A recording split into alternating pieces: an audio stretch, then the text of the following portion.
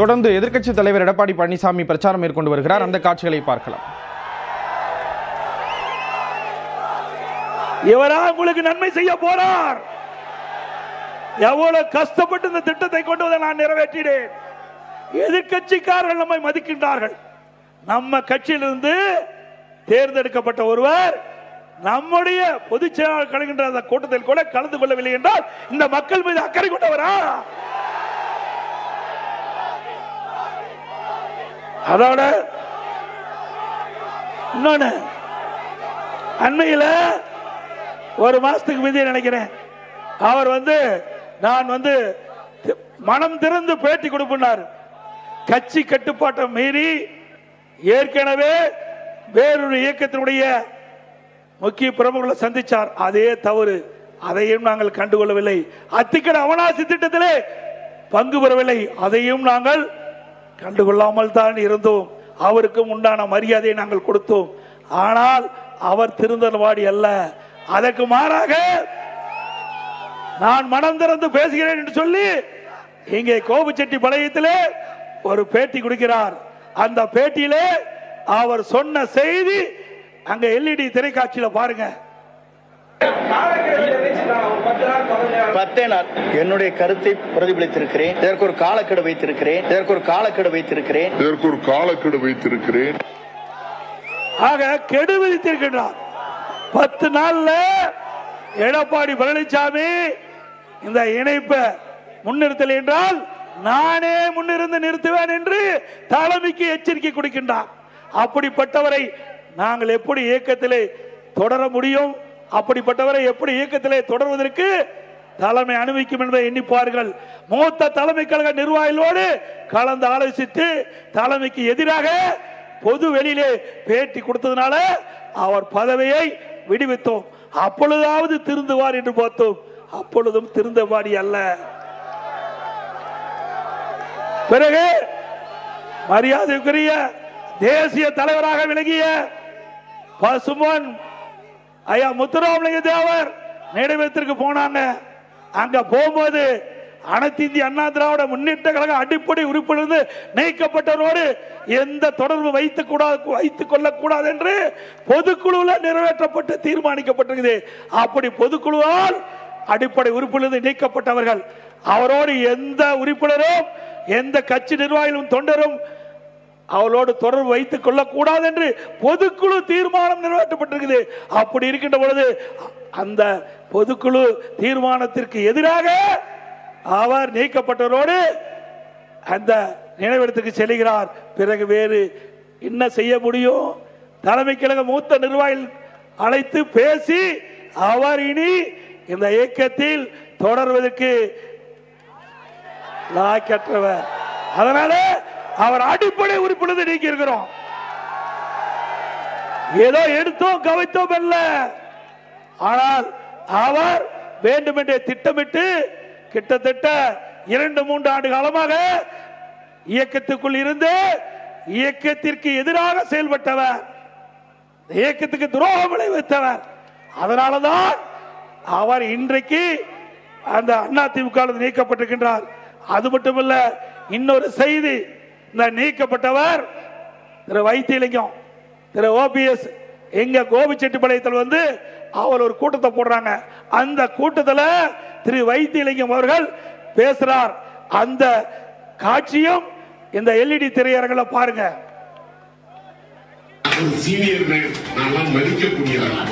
இப்படி தப்பித்தனமாக நடந்து கொண்டாரே, ஒரு தகுதியே இல்லாமல் ஏமாற்றி கோபிச்செட்டிப்பாளையத்திலே வெற்றி பெற்றுக் கொண்டு வந்தார். இப்படி அவர்களே பேசிட்டாங்க. யாரு? இவர் ஒவ்வொரு முறையும் சட்டமன்றத்தில் இவர்களை எல்லாம் அழைத்து அங்க இருக்கின்ற கேண்டீனுக்கு அழைச்சிட்டு போய் இந்த ஆட்சியை ஏதாவது தொந்தரவு கொடுக்க வேண்டும் என்று திட்டமிட்டு அவர்களை விஷமத்தனமாக அவர்களை வெளியேற்றிட்டு இவர் இருந்தார். இப்பொழுது என்ன ஆச்சு?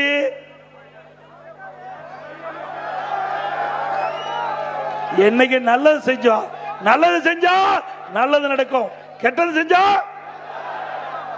ஆக இந்த இயக்கத்திற்கு யார் துரோகம் செய்கிறார்களோ அவரெல்லாம் ஆண்டவன் பார்த்துக் கொள்வான். யார் பார்த்துக் கொள்வார்? நம்மை பொறுத்தளவு திறந்த மனம். அனைத்து இந்திய அண்ணா திராவிட முன்னேற்ற கழகத்தை பொறுத்த வரைக்கும் உங்களில் ஒருவனாக இங்கே இருந்து பேசிக் கொண்டிருக்கின்றேன். நான் இன்றைக்கும் தொண்டன். இங்கே இருக்கின்ற ஆயிரக்கணக்கான பேர்ல நானும் ஒருவன். இவரை போல சுயநலவாதி நான் அல்ல. இந்த இயக்கத்திற்கு எவ்வளவு சோதனை, எந்த இயக்கத்திற்கும் இல்லாத சோதனை. பொன்மனச்செம்மல் புரட்சி தலைவர் எம்ஜிஆர் காலத்தில் சோதனை தொடங்கப்பட்டது. அந்த சோதனை வென்று முதலமைச்சரானார் புரட்சி தலைவர் எம்ஜிஆர். அவர் மறைவுக்கு பிறகு அண்ணா திமுகவுக்கு சோதனை. மாண்பு அம்மாவில் அந்த சோதனை வென்று தமிழகத்தினுடைய முதலமைச்சராக வந்தார். அதே போல இப்போ இருக்கின்ற சோதனை வென்று உங்களுடைய மகத்தான ஆதரவின் பேரிலே அண்ணா திமுக கூட்டணி வெல்லும். அண்ணா திமுக ஆட்சி அமைக்கும். அனைத்து இந்திய அண்ணா திராவிட முன்னேற்ற கழகம் 2026 சட்டமன்ற தேர்தலிலே பெரும்பான்மையான இடங்களிலே வெற்றி பெற்று ஆட்சி அமைத்தல் முதல் கோபச்செட்டிப்பாளையத்திலே வந்து வெற்றி விழா கொண்டாடுவோம்.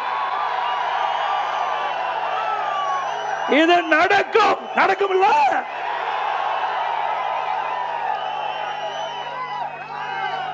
இப்போ மாற்று கட்சிக்கு போயிருக்கிறார். எங்கிருந்தாலும் வாழ்க. ஆனா போனவர் சும்மா இருந்தா பரவாயில்ல, தூய்மையான ஆட்சி கொடுப்புன்னு சொல்றார். அப்ப பொன்மனச்செம்மல் புரட்சி தலைவர் எம்ஜிஆர் இருக்கின்ற பொழுதும் சரி, மாண்பு அம்மா இருக்கின்ற பொழுது நீங்க அமைச்சரா இருந்தீங்க. நான் முதலமைச்சர் இருந்த பொழுதும் என்னுடைய அமைச்சரவையில் அமைச்சரா இருந்தீங்க. அப்பெல்லாம் தூய்மையான ஆட்சி நான் கொடுக்கலையா? நல்ல ஆட்சி கொடுக்கலையா? ஆக வேண்டுமென்றே திட்டமிட்டு துண்ட மாத்தினா அவருடைய கருத்து மாறி போச்சு. ஆக நீங்க எந்த கொம்பனாலும் அண்ணா திமுகவை வீழ்த்த முடியாது. இந்த எடப்பாடி பழனிசாமி ஒருவர் இல்ல, 2 கோடி அண்ணா திமுக தொண்டர் இருக்கின்றார். இந்த எடப்பாடி பழனிசாமி இல்ல, இங்க இருக்கிற யாரோ பொதுச் செயலாளர் வருவாங்க. அண்ணா திமுக ஜனநாயகம் உள்ள கட்சி. இது ஒருவரை நம்பி இருப்ப கட்சி இல்ல, பல்லாயிரக்கணக்கான தொண்டரை நம்பி இருக்கின்ற கட்சி. எத்தனை திரு ஸ்டாலின் அவர்கள் எத்தனை முறை நம்முடைய வீழ்த்தறதுக்கு முயற்சி செஞ்சார், அத்தனை முறையும் முறியடித்த ஒரே கட்சி அண்ணா திமுக கட்சி. சிந்திச்சு பாருங்க.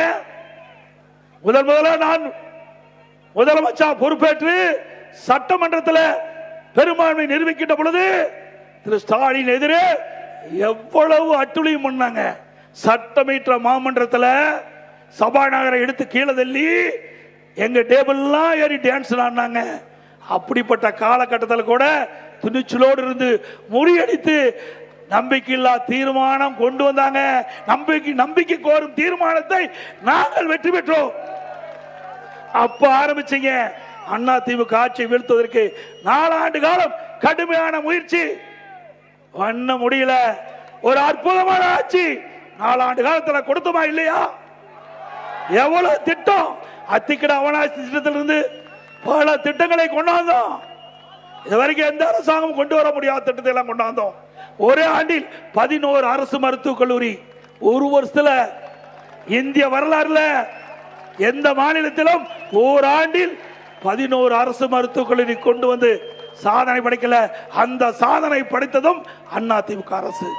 அதே போல 7 சட்டக்கல்லூரி,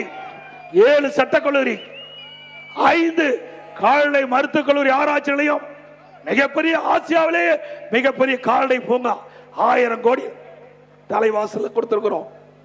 அதே போல பொறியியல் கல்லூரி, வேளாண்மை கல்லூரி, ஐடி, பாலிடெக்னிக், இப்படி கலை மற்றும் அறிவியல் கல்லூரி 67 கலை மற்றும் அறிவியல் கல்லூரி கொடுத்திருக்கிறோம். 1 2 இல்ல, 67 இந்த ஆட்சியில கொடுக்க முடிஞ்சுதா?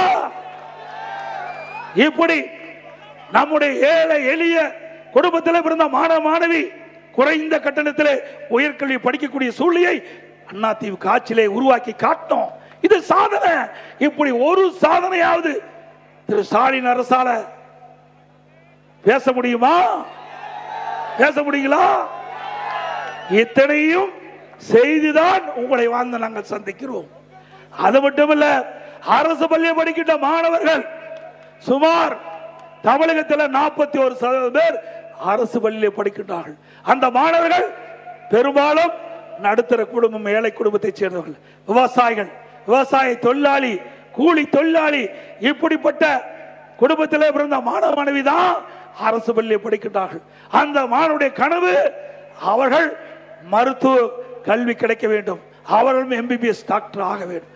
அதையும் நிறைவேற்றுவதற்காக அம்மாவுடைய அரசு 7.5% உள்ளிடஒதுக்கீடை கொண்டு வந்து சட்டம் இயற்றப்பட்டு அமுல்படுத்தப்பட்டு இந்த திட்டத்தின் மூலமாக சுமார் 3000 பேர் அரசு பள்ளியிலே படித்த மாணவ செல்வங்கள் இன்றைக்கு மருத்துவ கல்வி கிடைக்கக்கூடிய சூழ்நிலை நாங்கள் உருவாக்கி தந்தோம். அது மட்டுமல்ல, இந்த அரசு பள்ளியை படிக்கின்ற மாணவர்கள் பெரும்பாலும் ஏழை குடும்பத்தை சேர்ந்தவர்கள், மருத்துவ கல்வி கட்டண முடியாது. இந்த இடஒதுக்கீட்டிலே அவர்கள் தேர்வு செய்யப்பட்டாலும் அவர்கள் அந்த மருத்துவ கல்வி பயில முடியாத சூழ்நிலை.